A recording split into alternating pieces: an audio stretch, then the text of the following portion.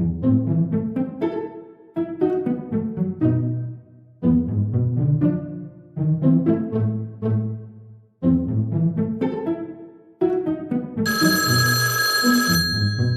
teka lang Nancy, tama na.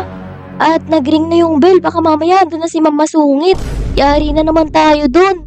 Oo nga, baka mahuli pa tayo dito nagpe-paint. Kaya nga, bawal pa naman dito yun. Tara na, at baka may makakita pa ditong estudyante sa atin.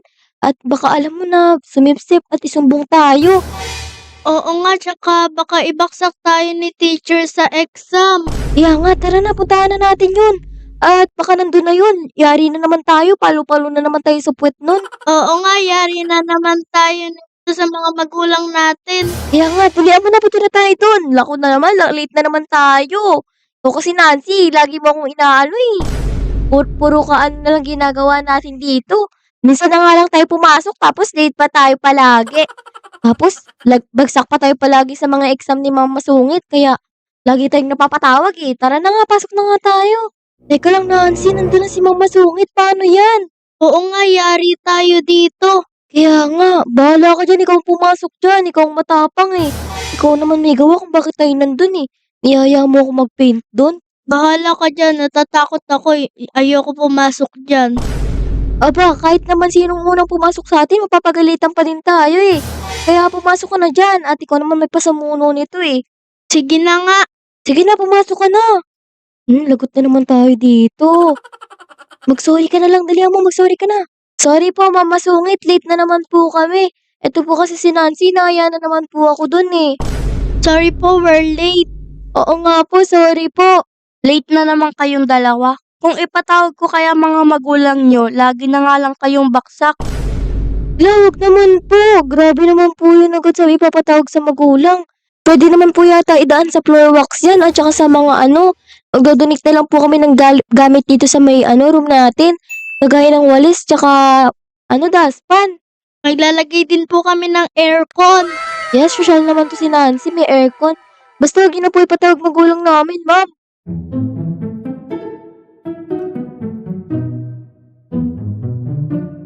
Grabe, mas malaki pa to kaysa sa baon ko eh. Wala pa sa kalahati. Oo nga, hindi ko pa naman to kaya. Di pa naman ako nakapag-review.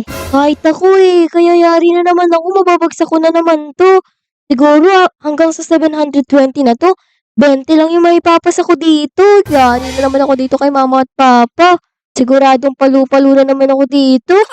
Hayaan mo na, sagutan na lang natin kung anong kaya natin. Hindi ka pa ba nasanay, lagi naman tayo baksak.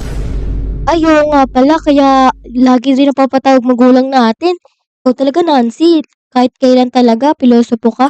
Sige na, sasagutan ko na to, bahala ka na dyan. Nakopya ako ha. Hindi nga ako nakapag-review. Hindi nga ako ready sa exam na to. Naku po, yari na naman tayo na ito. Yaan mo na nga, sasagutan ko na to, yoko na. 2,000 years later. Ay, sa wakas Nancy, natapos na tayo mag-exam. Grabe, nahihilo ako dun, ang dami. Nabot na tayo ng gabi. Kaya nga, halos wala na akong maisagot dun. Ako nga din, inulaan ko na lang yun eh. Basta, kung ano na lang mabasa ko, tsaka yung kapares ng question, ay na lang din yung sinagot ko. Grabe ba naman, 720. Hindi nga ako nakapag-review eh. Hayaan mo na, uwi na tayo.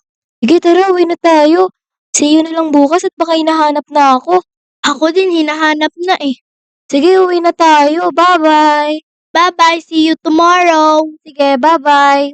Ay, sa wakas natapos na rin yung exam namin up to 720.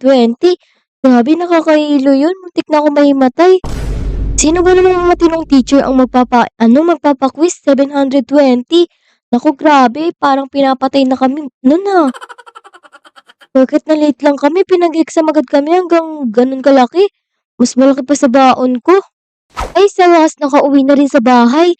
At gustong-gusto ko nang matulog, nakakapagod sa school. Sino ba naman di mapapagod dun? 700 yung exam, nakakaawa naman kami pagmasdan dun. At buti na lang nakauwi na ako. Matutulog na nga ako at kakain pa lang muna ako. Ano kaya pwedeng kainin dito sa bahay? Ayun, sakto may pizza. Sakto, gutom na ako. Kunin ko na nga to. Grabe, ang sarap. Siguradong busog na naman ako dito. Kainin ko na nga muna to at makatulog na rin ako. A few moments later. Ay, sa wakas natapos na rin kumain. Nakapagpalit na nga ng damit at kanina ko pa to suot sa school eh. Baka mabaho na to at maasim. Palit na nga muna ako. Makapagpalit na nga dito at makatulog na rin. Pagod na talaga tong babaeng to. Grabe ba naman si Mama Sungit?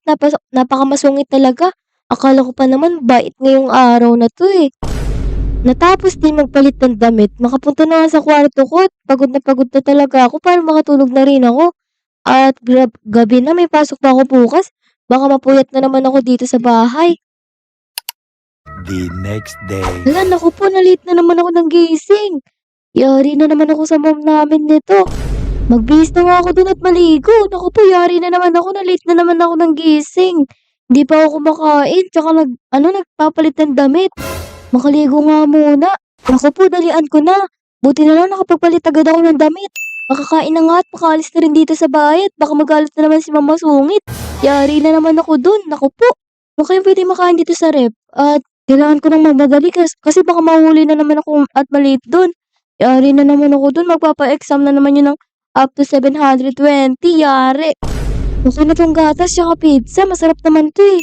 Aling ko na nga lang to sa school at wala na talaga akong oras. Teka lang, nakalimutan ko sarado yung rep namin. Baka mapagalitan ako ni Mama. Saan na nga lang ako sa school kumain at malalit na talaga ako. Yari na naman ako na ito kay Mama Sungit. Magpapa-exam na naman yun ng up to 720. Wala na naman ako masasagot. Naku, ano ba yan? Naku po, yari na naman ako na ito dito. At baka mamaya nandun yung mga kaklase ko. Ako na lang yung late. Yari na naman ako na ito ngayon. Uy, teka lang, sino to? Teka lang, si Nancy to ah. Uy, sakto, na-late ka rin, parehas tayo. Hoy, May, andyan ka din pala. Parehas tayong lagot kay ma'am. Kaya nga Nancy, late na naman tayo. Yari tayo na to, kahapon late din tayo. Tapos sabi ni Mama Sungit, papatawag daw yung magulang natin. Ano ba yun, nakakatakot? Yari na naman tayo. Oo nga, palo na naman tayo sa magulang natin kapag nagpa-exam ulit si ma'am. Kaya nga eh, baka magpa-exam na naman yun ng up to 720. Wala na naman ako masasagot. Huhulaan ko na naman yun, yari na naman tayo. Tara nga, pasok na nga tayo. At baka mamaya may miss pa yung laro sa atin. Tara, pasok na tayo, May. Sige, kahit natatakot ako, ano ba yan, ligaw kasi Nancy? Ano ba yun, Nancy? Lagi na lang kita nakakasabay, kaya lagi din ako nalalit. Siguro gawa mo, no? Uy, teka lang Nancy, andun na yata si Ma'am, oh. Teka lang, ano yung hawak niya, Nancy? Pamalo yata. Oh, grabe, baka paluin tayo nito. Lagi ba naman tayong late, eh? Ano ba yan, yari na naman tayo kay Mama Sungit. Pumasok na nga tayo at baka magalit pa yan. Mamaya, hagis tayo niya sa labas, eh. Tara, Nancy, pasok ka na. Sige, tara na. Sige, punta ka na muna. Natatakot ako. Ano ba yan? Hi Mama Sungit. Sorry po, late po ulit kami. At traffic po dyan sa labas eh. Nagdadahilan na naman kayo. Lagi na lang kayong late sa klase ko. No, grabe, nampas tayo ni Mama Sungit. Huwag naman pong ganyan. Dahil late kayo, tumayo kayo sa harapan. Lawag naman po, Mama Sungit. Oo nga po, nagkataon lang po talaga na na late po kami. Tsaka traffic po talaga. Pasensya na po Mama Sungit. Huwag niyo akong pinagloloko-loko. Alam kong nagbabike lang kayo kaya walang traffic dyan. La, paano niyo po nalaman yun? Pati ba naman yan alam niyo po? Ano ba naman yan Mama Sungit? Siguro pati sa bahay, pagtulog namin alam mo rin. Lahat na lang talaga alam mo, kayo lagi kang galit sa amin eh. Tumayo na kayo sa harapan at baka mainis pa ako sa inyo. Sige na nga po, nakakatakot ka naman po. Kaya nga Nancy, tara na, baka hagis pa tayo niyan sa harapan, tsaka paluin yung pet natin, ayoko pa naman magkapasa. At tsaka mag-graduation pa naman tayo. Huwag kayong uupo sa upuan hanggat hindi kayo natututo sa pinagagawa nyo. Ah, grabe naman po yun. Baka po malaglag po kami dito dahil sa sobrang alay po. Mainit na naman po ngayon, tsaka nakakapagod po na tumayo ng maghapon. Masakit po sa paa yun. 2 hours later. Ayaw mo po muna kayo at nakakaya sa bagong transfer na makita kayo dyan nakatayo sa unahan. Ah, ganun po ba? Sige po, upo muna po kami. Tara Nancy, tabi tayo. Dito ka Nancy. Sino kaya yung transfer, May? Kaya nga eh, sino kaya yun? Siguro matalino yun o baka palagi ring late kagaya natin. Oo nga no, pag late yan, magiging tropa natin yan. Kaya nga, para lagi na tayo may kasama pag malilate tayo. Tanungin mo nga si ma'am kung sino yung transfer. Ma'am, asan na nga po pala yung transfer? Hintayin nyo na lang, paparating na yun. Sige po, hintayin na lang po namin. At nakaka-excite naman, may bago tayong kaklase. Ay, teka lang, andyan na pala siya. Andyan na po siya. Sino kaya yung transfer na yun? Siguro matalino yun. Oo nga pero mas matalino pa rin ako. Anong matalino? Hanggang 500 nga lang yung score mo.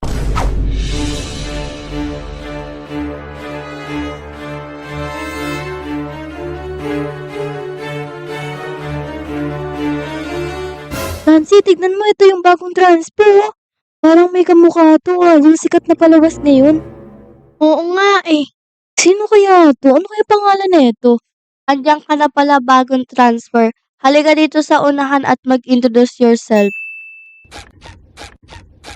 Uy, Nancy, tignan mo yung bagong transfer, oh. Mukhang matalino to. Baka mataasan ka na neto sa mga score mo. Kamukha pa lang, halatang matalino na eh. Hayaan mo yan, mas matalino pa rin ako dyan. Bahala ka, pero mukhang matalino talaga siya eh. Sige na at mag-introduce yourself ka na. Ako nga pala si Linda Walker at galing ako sa probinsya ng Brookshire. Nandito ako sa syudad ng Brookhaven para makuha ang aking residency. At graduate ako sa dati kong school bilang valedictorian. At ayun lang, gusto ko lang kayo makilala ng maayos.